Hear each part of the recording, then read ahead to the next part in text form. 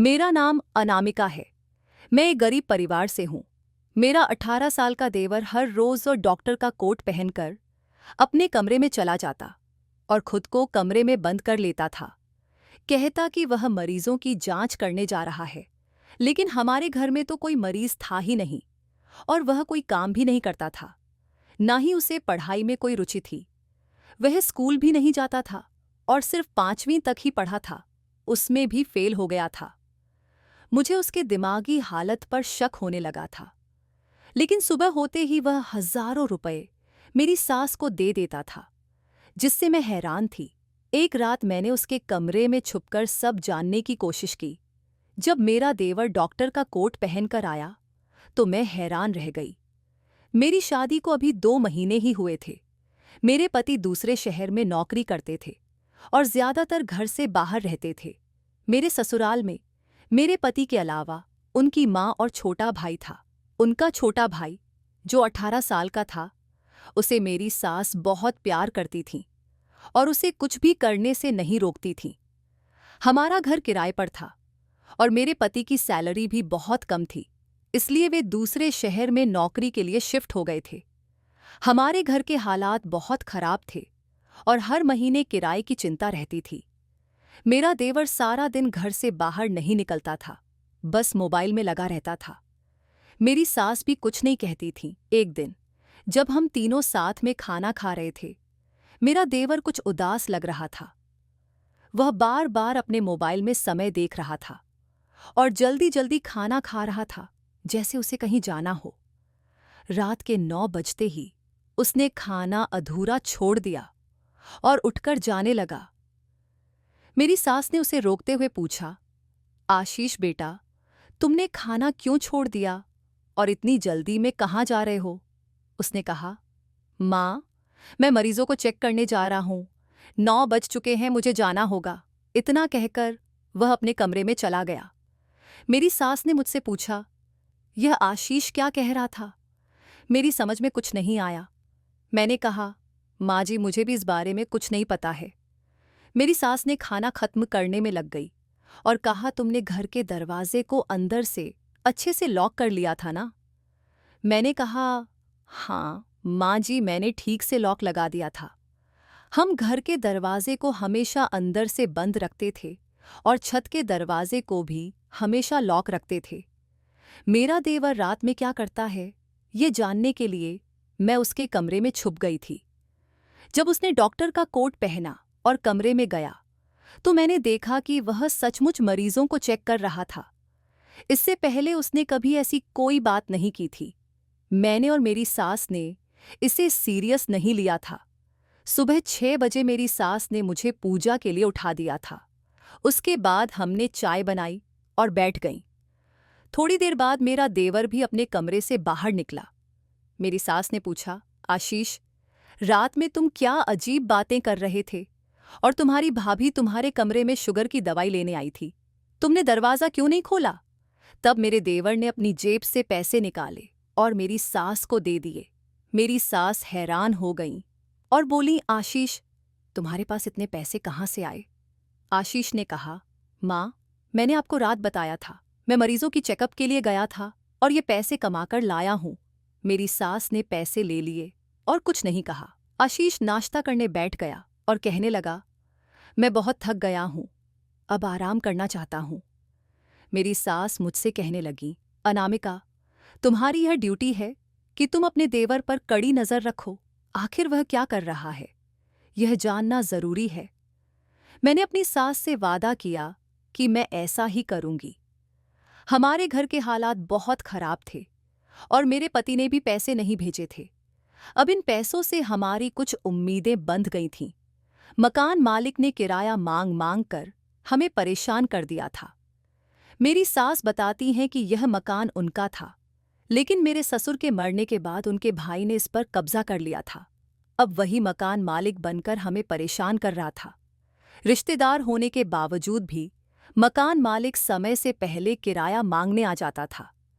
मेरी सास ने अपना मकान वापस पाने के लिए अदालत के चक्कर भी लगाए, लेकिन उन्होंने हार मान ली और भगवान से प्रार्थना करने लगी कि एक दिन भगवान उनके देवर को उतना ही परेशान करे जितना वह हमें कर रहा है।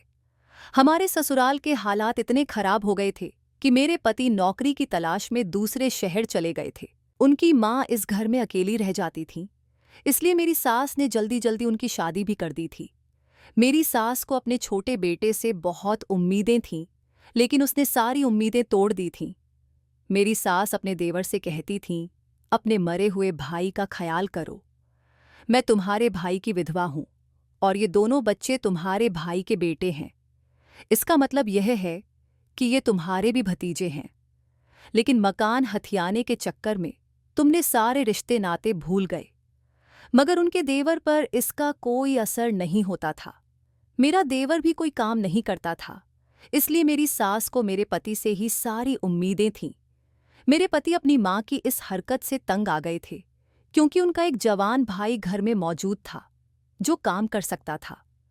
वे चाहते थे कि उनका भाई थोड़ा बहुत काम करके घर में कुछ पैसे दे। मेरे पति अपने भाई की इस हरकत से बहुत नाराज हो गए थे और दूसरे शहर जाने के बाद अपनी माँ का फोन तक उठाना बंद कर दिया था। मेरा देवर हमेशा अपने भाई से जिद करता था कि उसे बाइक चाहिए। मेरे पति के हालात तो ऐसे नहीं थे, लेकिन फिर भी उन्होंने अपनी शादी पर उसे बाइक गिफ्ट कर दी थी। मेरा देवर बाइक लेकर सारा दिन घूमता रहता था, लेकिन बड़े भाई के शहर जाने के बाद उसने घर से बाहर निकलना बंद कर दिया था। वह कभी-कभी ही बहुत जरूरी काम के लिए घर से बाहर निकलता था। जब मेरे पति अपनी माँ का फोन नहीं उठाते थे, तो मेरा देवर ही अपनी माँ को तसल्ली देता था, आप फिक्र मत करो, भैया की जिम्मेदारियां मैं संभाल लूंगा। आखिर मैं उनका भाई हूं। अभी तो मैं कुछ नहीं कर सकता, लेकिन जब कुछ करूंगा तो इस घर की सारी परेशानियां खत्म हो जाएंगी। जब मैं भैया को पैसे कमाकर दिखाऊंगा तो वे मुझसे प्यार करेंगे। मुझे उम्मीद नहीं थी कि मेरा देवर इतना हौसला दिखा सकता है, लेकिन अब मेरे देवर ने जो पैसे मेरी सास को दिए थे, उसने मुझे शक में डाल दिया था। मेरा देवर कुछ लेने के लिए घर से बाहर गया हुआ था, इसलिए उसके कमरे का दरवाज़ा खुला हुआ था। मैंने कमरे में जाकर देखा तो हर चीज़ वैसे ही पड़ी हुई थी। मेरी सास देवर के कमरे की सफाई भी नहीं करती थी। हर चीज़ वैसी ही पड़ी रहती थी जैसी वह छोड़कर जाता था। मैंने एक एक चीज़ को अच्छी तरह से चेक किया। देवर का कमरा छोटा था और उसमें सामान भी बहुत मामूली था। लगभग 20 मिनट में मैं पूरे कमरे को चेक कर चुकी थी और मुझे पता चल गया था कि आशीष पैसे कहाँ से लाता था। मैंने अपनी सास के पास जाकर कहा, माँ जी, मैंने आशीष का सारा कमरा छान मारा है। मुझे पता चल गया है कि आशीष पैसे कहाँ से लाता था। मेरी सास हैरान हो गई और जल्दी से पूछने लगी, जल्दी बताओ, क्या बात है? मैंने कहा, हमारी शादी पर जो सुनील ने आशीष को बाइक गिफ्ट की थी, उसकी चाबी अपनी जगह पर नहीं है। आशीष पहले से ही अपनी बाइक दोस्त के घर खड़ी करता था, क्योंकि हमारे घर में उसे खड़ी करने की जगह नहीं थी। मुझे लगता है कि आशीष ने घर के हालात देखकर अपनी बाइक बेच दी है और बहाना बना दिया कि मरीज चेक कर आया था। मेरी बातें सुनकर मेरी सास की आंखों में आंसू आ गए। वह कहने लगी, मेरा आशीष शुरू से ही ऐसा है, सबका ख्याल रखने वाला। उसने हमारा पेट पालने के लिए अपनी फेवरेट बाइक बेच दी। मैं हंसकर कहने लगी, हाँ जी, आज रात तो आशीष नहीं कहेगा कि वह मरीज का चेकअप करने जा रहा है। सुबह जब वह आपको पैसे नहीं दे तो आप उससे पैसे मांगना और कहना, क्या हुआ, आज किसी मरीज का चेकअप नहीं किया? मेरी बातें सुनकर मेरी सास ने मुझे डांट दिया, खबरदार जो तुमने मेरे बेटे की मजाक उड़ाने की कोशिश की। मेरी सास का व्यवहार बहुत कड़क था और वह जल्दी गुस्सा हो जाती थी। फिलहाल मुझे तसल्ली हो गई थी कि आज मेरा देवर मरीज वाला नाटक नहीं करेगा। लेकिन जैसे ही रात के 9 बजे मेरा देवर कहने लगा कि उसे जाना होगा, मैं मरीज का चेकअप करने जा रहा हूं। आज तो उसने डॉक्टर का सफेद कोट भी पहना हुआ था। इतना कहकर वह कमरे में चला गया और दरवाजे को अंदर से बंद कर लिया। सुबह होते ही फिर आशीष ने ढेरों पैसे मेरी सास को दे दिए थे। अब मुझे यकीन हो गया कि मेरा देवर कुछ और कर रहा था। मैंने फैसला किया कि अब चोरी छिपे जासूसी करने से कुछ हासिल नहीं होगा। मैंने आशीष से ही पूछने का निश्चय किया कि वह क्या कर रहा है। सुबह जब मेरा देवर सोकर उठा तो मैंने उससे कहा, आशीष, मुझे तुमसे कुछ बात करनी है। वह हैरान होकर कहने लगा, हाँ भाभी, क्या कहना है? मैंने पूछा, तुम्हारे पास इतने पैसे कहाँ से आते हैं? मेरे देवर के चेहरे के एक्सप्रेशन बदल गए।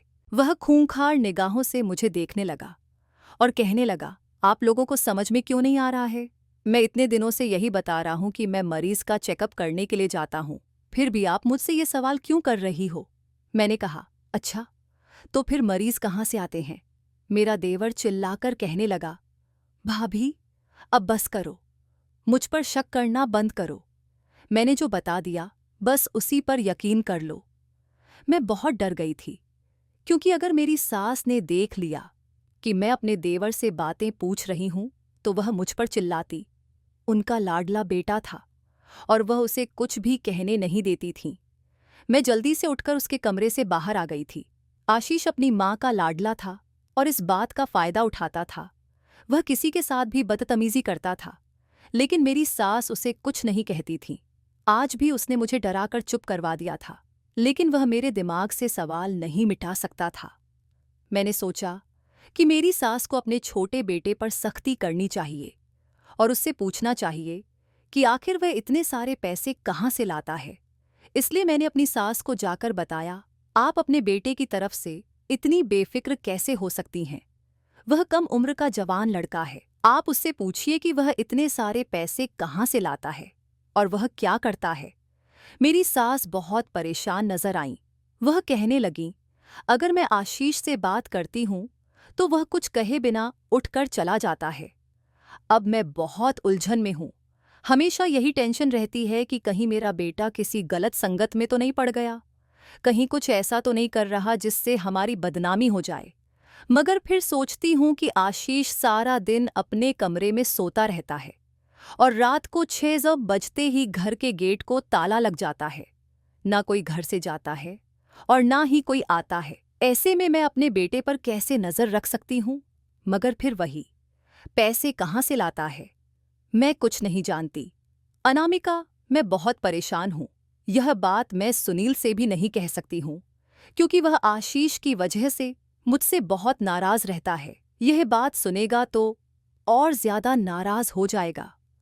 मेरी सास फूट फूट कर रोने लगी। उनकी बेबसी देखकर मेरा दिल भी दुखी हो गया। मैंने अपनी सास को दिलासा दिया और कहा, आप टेंशन मत लीजिए, सब कुछ ठीक हो जाएगा। एक दिन यह भी पता चल जाएगा कि आशीष क्या करता है और कहाँ से पैसे लाता है।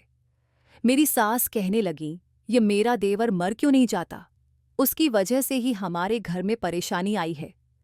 हमारे हाथ से मकान तो चला ही गया, साथ साथ हमें अपने ही घर में रहने का किराया भी देना पड़ता है। मेरा बड़ा बेटा भी घर की परेशानियां दूर करने के लिए हमसे दूर दूसरे शहर में बैठा हुआ है। वह तो अच्छा हुआ कि मेरे बड़े बेटे की शादी हो गई। अब मुझे अपने छोटे बेटे की शादी की फिक्र लगी रहती है। अगर हालात ऐसे ही रहे तो मैं आशीष की शादी नहीं कर सकूंगी। अपने बड़े बेटे की तो शादी देख चुकी हूं, छोटे बेटे की भी शादी अपनी आंखों से देखने के बाद मैं सुकून से मर सकूंगी। फिलहाल मैं अपनी सास को तसल्ली दे सकती थी, इसके अलावा कुछ नहीं कर सकती थी। मैंने महसूस किया कि मेरी सास भी अब अपने बेटे की हरकतों से डरने लगी थी। न जाने यह डर पैसों का था या फिर वह अपनी जवानी के कारण उनसे कुछ कहने से डरती थीं। तभी हमारे दरवाजे पर दस्तक हुई। मैंने उठकर दरवाज़ा खोल दिया। सामने एक बहुत ही प्यारी सी लड़की खड़ी हुई थी। उसने हंसकर मुझे देखा। वह लड़की बहुत खूबसूरत थी। मुझे वह लड़की बहुत पसंद आई और मैंने मन ही मन भगवान से शिकायत की कि काश मैं भी इतनी खूबसूरत होती। मैं बस एक नज़र उस लड़की को देखती ही जा रही थी। तभी अचानक पीछे से मेरी सास की कड़कती हुई आवाज़ आई, बहू दरवाजे के साथ चिपक कर ही रह जाओगी या अंदर भी आओगी? कौन आया है? मैं घबरा गई और वह लड़की मुस्कुरा दी। मैं समझ गई कि वह मेरी स्थिति को समझ चुकी है। कभी कभी तो मैं अपनी सास से बहुत परेशान हो जाती थी। फिलहाल मैंने उस लड़की से पूछा, तुम कौन हो? वह कहने लगी, मेरा नाम मीनाक्षी है। हम लोग कल ही आपके बगल वाले घर में शिफ्ट हुए हैं। हमारे घर में पूजा थी तो मैं प्रसाद बांट रही थी। सोचा आपके घर भी दे दूं। आप मुझे बर्तन खाली करके दे दीजिए। मैंने उसके हाथ से प्रसाद लिया और घर के अंदर जाने लगी। मेरी सास पूछने लगी, दरवाजे पर इतनी देर क्यों लगा दी? कौन आया था? मेरी सास के घर में बहुत कड़े नियम थे जिनका मैं हमेशा पालन करती आई थी। मैंने कहा, माँ जी, हमारे पड़ोस में नए पड़ोसी आए हैं। एक जवान लड़की है और वह प्रसाद लेकर आई थी। मेरी सास कहने लगी, आजकल कहाँ होते हैं ऐसे लोग जो पड़ोस में भी प्रसाद बांटते हैं। तुम भी हमारे घर का आज का पूजा का प्रसाद उनके बर्तन में डालकर दे दो।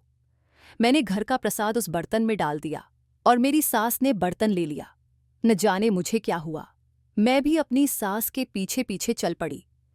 मेरी सास ने मीनाक्षी के सिर पर हाथ रखा और कहने लगी, कितनी प्यारी बेटी हो। बेटी, अपनी माँ से कहना वह हमारे घर पर जरूर आए। मैं भी किसी दिन तुम्हारे घर पर आऊंगी और तुम्हें नए घर की बधाई दूंगी। मीनाक्षी मुस्कुराकर बातें कर रही थी।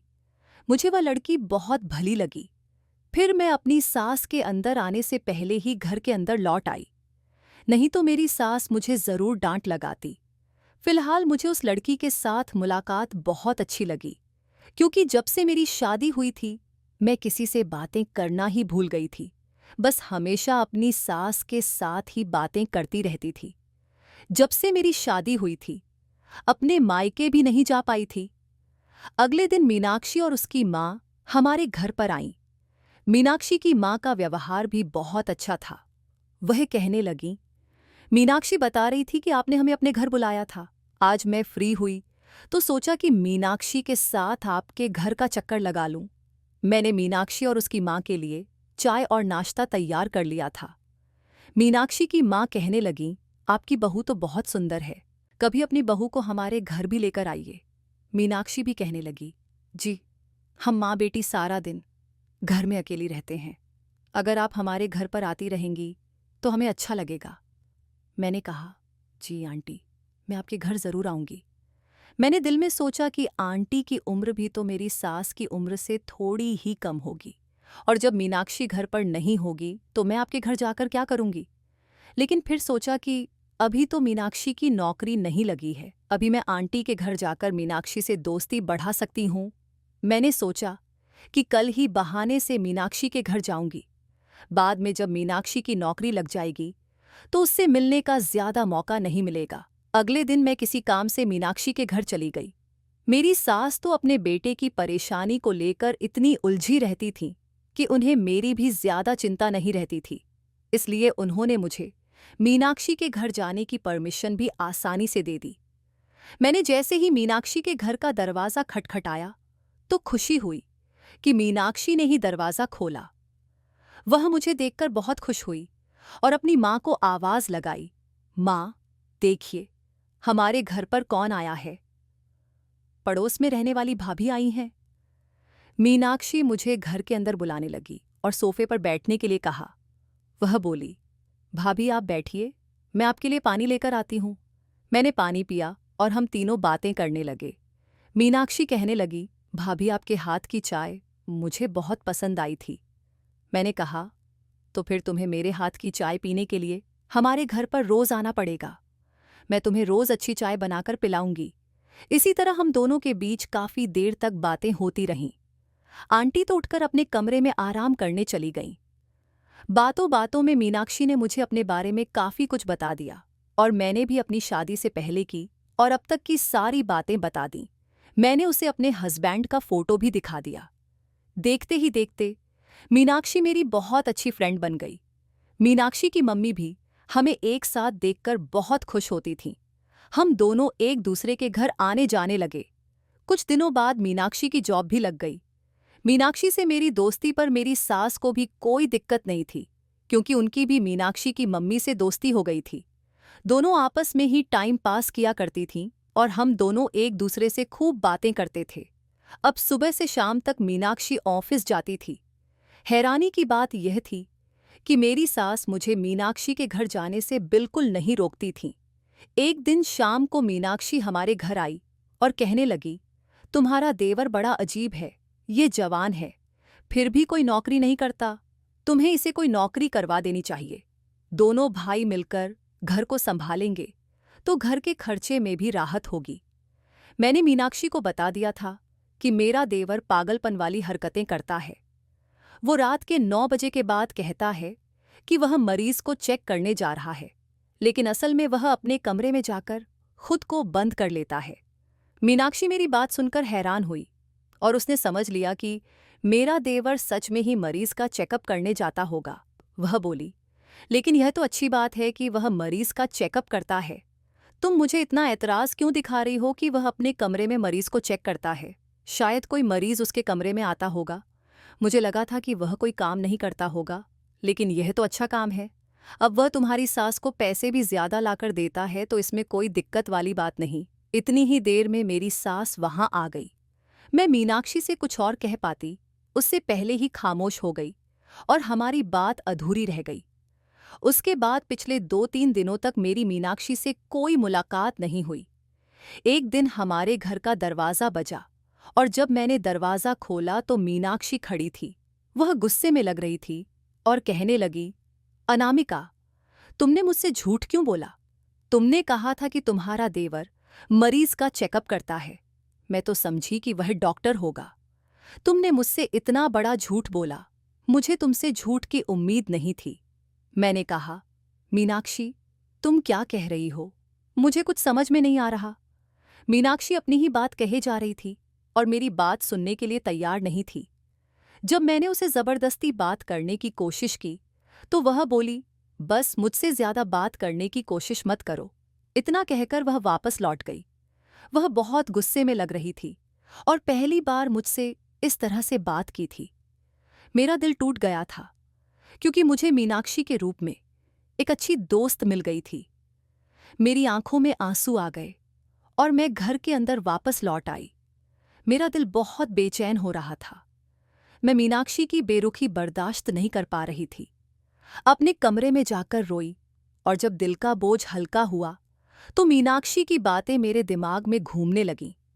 आखिर उसने मेरे देवर के बारे में ऐसा क्यों कहा? अब मैंने सोच लिया था कि आशीष के राज का पर्दा उठाकर ही रहूंगी। अब बहुत हो गया था। मुझे इस काम में अपनी सास की जरूरत थी क्योंकि वह ही मेरा साथ दे सकती थी। मैंने अपनी सास से कहा कि आज मैं आशीष के बारे में सच्चाई जानने के लिए उसके कमरे में छुप जाऊंगी। जब आशीष मेरे बारे में पूछे तो कह देना कि मैं मीनाक्षी के घर गई हूं। मैं हर हाल में आशीष का राज जानकर ही रहूंगी। मेरी सास को भी इस पर कोई ऐतराज नहीं था। जैसे ही शाम हुई, मेरी सास ने बहाने से मेरे देवर को किसी काम के लिए घर से बाहर भेज दिया। उसके जाते ही मैं उसके कमरे में अलमारी के पीछे छुप गई। आशीष 9 बजे के बाद ही अपने कमरे में आया। मैं बहुत घबराई हुई थी और ना जाने मेरे सामने कौन सा राजस आने वाला था। ठीक 9 बजे आशीष डॉक्टर का कोट पहनकर कमरे में आया। उसने कमरे में आते ही अंदर से दरवाज़ा बंद कर दिया। फिर उसने एक बैग उठाया और उसमें से ग्लव्स और मास्क निकालकर पहने। वह बिल्कुल असली डॉक्टर की तरह लग रहा था। मेरा दिल जोर जोर से धड़कने लगा। तभी आशीष ने एक अजीब सी हरकत की। उसने अपने कमरे की खिड़की खोली जो हमेशा बंद रहती थी। मेरे पति ने खिड़की को ताला लगा रखा था, लेकिन इसकी चाबी आशीष के पास थी। उसने बहुत सावधानी से खिड़की खोली और बाहर कूद गया। मैं हक्का बक्का खड़ी देख रही थी। फिर मैंने भी आशीष का पीछा करने का सोचा। आशीष तेज कदमों से जा रहा था और मैं उसका पीछा कर रही थी। उसने एक रिक्शा लिया और उसमें बैठ गया। मैंने भी जल्दी से एक रिक्शा लिया और उसका पीछा किया। आशीष एक बड़े बंगले के बाहर आकर खड़ा हो गया। उसने रिक्शा वाले को पैसे दिए और वह चला गया। मैंने भी अपनी रिक्शा से उतरकर रिक्शा वाले को पैसे दिए और आशीष का पीछा किया। आशीष बंगले के अंदर जा चुका था, लेकिन चौकीदार ने मुझे रोक दिया। उसने कहा, आप अंदर नहीं जा सकती। मैंने कहा, मैं आशीष की भाभी हूं, वही मुझे अपने साथ लेकर आया है। तब जाकर मुझे चौकीदार ने अंदर जाने की अनुमति दी और मैं उस बड़े से बंगले में चली गई। आशीष एक कमरे में दाखिल हो चुका था, जबकि मैं उसका पीछा कर रही थी और उससे काफी दूरी पर थी। वह एक नर्स से पूछ रहा था कि कमला की तबीयत कैसी है। नर्स ने इनकार में सिर हिलाते हुए कहा, वो किसी भी समय इस दुनिया से जा सकती हैं। फिर मेरा देवर एक और कमरे में चला गया। मैं भी उसका पीछा करती हुई गई, लेकिन वहां से वापस आ गई थी। मैं भी उस कमरे के बाहर खड़ी थी जिसमें मेरा देवर गया था, लेकिन कमरे के बाहर से बहुत ज्यादा बदबू आ रही थी। मुझे उल्टी आने वाली थी, लेकिन मैंने खुद पर काबू पा लिया। तभी अचानक आशीष की नज़र मुझ पर पड़ी। उसने मेरा हाथ पकड़ लिया और कहने लगा, भाभी, आप यहाँ क्या कर रही हो? चलो यहाँ से। मैं कहने लगी, आशीष तुम यहाँ क्या कर रहे हो और ये किसका घर है? मुझे भी बताओ। 5वीं फेल लड़के तुम डॉक्टर कैसे बन सकते हो? आशीष की आंखों में आंसू आ गए। वह कहने लगा, भाभी, मुझे माफ कर दीजिए, मैं डॉक्टर नहीं हूं। आशीष मेरा हाथ पकड़कर मुझे अंदर ले गया। अंदर एक औरत लेटी हुई थी, जिसकी उम्र लगभग 50 साल से ज्यादा लग रही थी। आशीष ने बताया, भाभी, इनका नाम कमला है और ये मेरी पत्नी है। एक दिन रास्ते से जा रही थी तो एक डॉक्टर से अपना इलाज करवाकर आ रही थी। इनकी पूरी बॉडी पर एलर्जी है, जिसकी वजह से लोग इनसे दूर भागते हैं। इनका ड्राइवर भी इनकी मदद नहीं कर पा रहा था। घर में बहुत सारे नौकर हैं, लेकिन सभी लोगों को अपनी जान का खतरा है कि कहीं उनकी एलर्जी हमें ना लग जाए, और इसी वजह से कमला के पति ने भी उन्हें तलाक दे दिया था। कमला के पास पहले से ही अपने पिता की बहुत सारी जायदाद है। इनके पास कोई औलाद भी नहीं है। ये बिल्कुल तन्हा हो चुकी हैं। ये हॉस्पिटल की सीढ़ियों से उतर रही थीं, तभी अचानक गिर गईं। लेकिन कोई भी उनकी मदद के लिए आगे नहीं आया, क्योंकि इनकी बॉडी पर बहुत ज्यादा एलर्जी फैली हुई थी। मुझे ये बात नहीं पता थी और मैं सीधा जाकर कमला की मदद करने की कोशिश करने लगा। मेरी ये बात कमला को बहुत पसंद आई थी।